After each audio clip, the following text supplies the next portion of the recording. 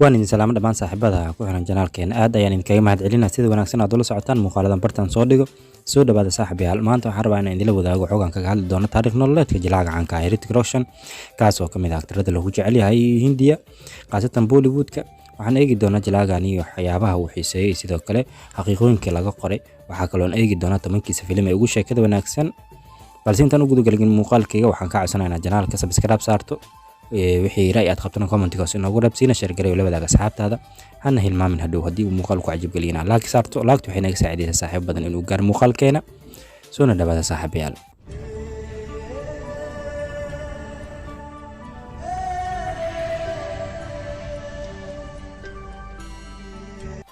Hrithik Roshan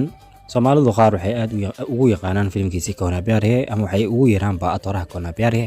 Hrithik Roshan markaan eegno waxa uu dhashay 10 January sanadii 1974 waxa uu ku dhashay magaalada Mumbai ee dalkaas Hindiya saaxiibayaal. Jilaagan markaan eegno waqtigii uu fanka ku soo biiray ninkan wuxuu fanka ku soo biiray sanadii 2000 filimkiisii ugu horeeyay waa filimka caanka ah Kauna Pyar Hai. Hrithik Roshan markaan eegno familkiisa aabihi waxa lagu magacaabay Rakesh Roshan waxa weeyaan director sidoo kale waxa weeyaan actor hore ee Bollywoodka soo maray ama jilaa hore oo Bollywoodka caanka ah dhamaadkii bartamihii 70meeyadii ninkan hooyadii waxa lagu magacaabay Binga Roshan sidoo kale waxa la dhalatay hal gabarta oo iyadana lagu magacaabo Sonayna Roshan wayna ka weyntahay sida shaaca laga qaaday ninkan waxa adeer u ah muusigiista caanka ah Rakesh ama Rajesh Roshan ninka lagu magacaabo ninkan Hrithik Roshan waxyaabaha uu xiiseeyay markaan eegno wuxuu aad u xiiseeyaa ciyaaraha dhanka sportiga markaan eegno ciyaaraha cricketka ay Hindidu ay caan ku yihiin sidoo kale wuxuu aad u xiiseeyaa ciyaarista gameka ama inuu game ciyaaro ayuu jecel yahay markaan eegno aktarada uu Bollywood ka taageero ama Hindida uu ka taageero wuxuu aad u taageeraa Amitabh Bachchan iyo sidoo kale Raj Kapoor dhanka hablahan wuxuu aad u taageeraa Madhubala Madhuri iyo sidoo kale tirshada caanka ah Kajal saaxiibayaal aflaamta uu xiiseeyo inuu daawadana had iyo jeer waxaa kamid ah filimka caanka Dilwale Dulhania Le Jayenge oo aan dhahay ninkii Shah Rukh Khan hogaamiyaha uu ka ahaa iyo sidoo kale filimkii asiga uu ku soo canbaxay ee Kauna Pyar Hai waxa uu sidoo kale aad u xiiseeyaa inuu daawado filimka caanka ah Sholay ka oo kamid ah aktarada ama aflaamta ugu weyn ee fanka Hindiya taariikhda ay sameeyaan filimka Sholay waxa la daawaday sanadii 1975 Amitabh Bachchan iyo sidoo kale Dalamandar waxaad u tirahdaba labada shakhsi ayaan hogaamiyaalkooda ahayn saaxiibayaal markaan eegno jilaagan iyo xiriirada jecel uu soo sameeyay ama xiriirada uu la soo wadaagay gabdhaha wuxuu xiriir la soo sameeyay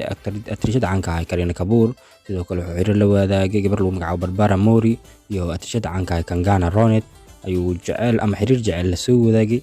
laakiin jilaagani ayaa horaantii fanka Hindi markuu ku soo biiray sanadii 2000 ama 20 December sanadii 2000 waxa uu guursaday gabar lagu magacaabo Susana Khan waxayna u dhashay laba caruur saaxiibayaal iyagoo labadan shakhsi ay kala tageen sanadii 2014 ninkan lagu magacaabo Hrithik Roshan waxa uu dhalay wiil kuwa lagu kala magacaabo Harihan Roshan iyo sidoo kale Haridan Roshan markaan eegno jilaagani iyo lacagaha uu ku sameeyo halka filim waxa la sheegaa inuu halka filim uu ku qaato lacag dhan 34 ilaa 35 karoor una dhiganta 4.5 milyan oo dollarka Mareykanka lacagtu haysto dakhli ahaan waxa lagu sheegaa inuu haysto adduun lacaged gaarayo 200 ama 215 milyan oo dollarka Mareykanka saaxiibayaal markaan haddaan eegno xaqiiqooyinka laga diiwaan geliyay jilaagani waxa leeyahay jilaagani waxa uu ku dhashay laba suul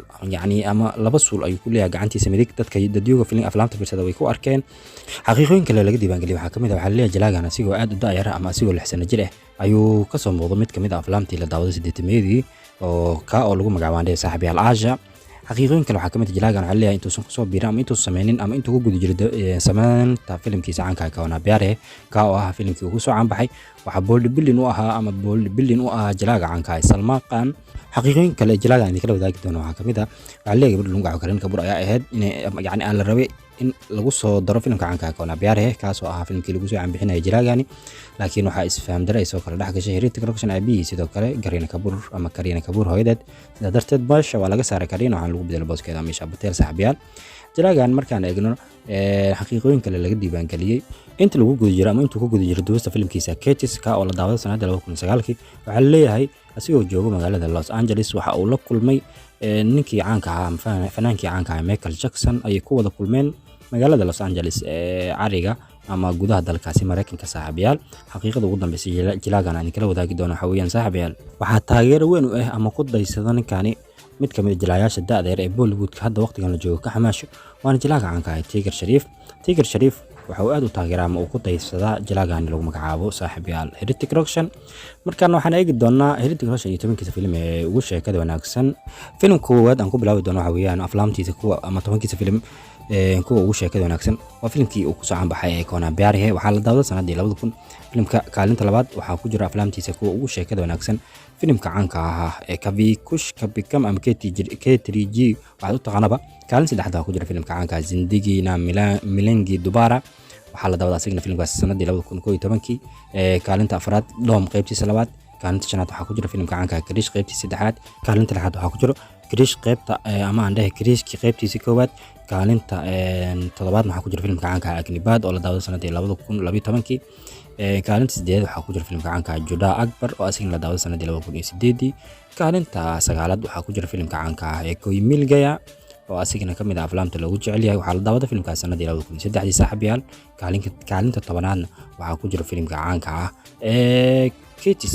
oo asigna la daawaday sanadii 2010 saaxiibayaal. tobankaas filim weeyaan tobankiisa filim ee ugu sheekada wanaagsan jilaaga caanka ah Hrithik Roshan saaxiibayaal. intaas ayaan kusoo gabagabeynaynaa xogtii aan kaga hadlaynay taariikh nololeedka jilaaga caanka ah Hrithik Roshan. haddii aad ka hesho muuqaalka laag noo saar, laagtu waxay naga saacidaysaa saaxiibo badan inuu gaaro muuqaalkeena. janaalka haddaad ku cusubtaana subscribe noo saar oo furo gambareelka si ay ku soo gaaraan muuqaaladan bartaan soo dhigno, siina share gareeyo la wadaaga asxaabtaada. waana ku mahadsantahay daawashada muuqaalkeena.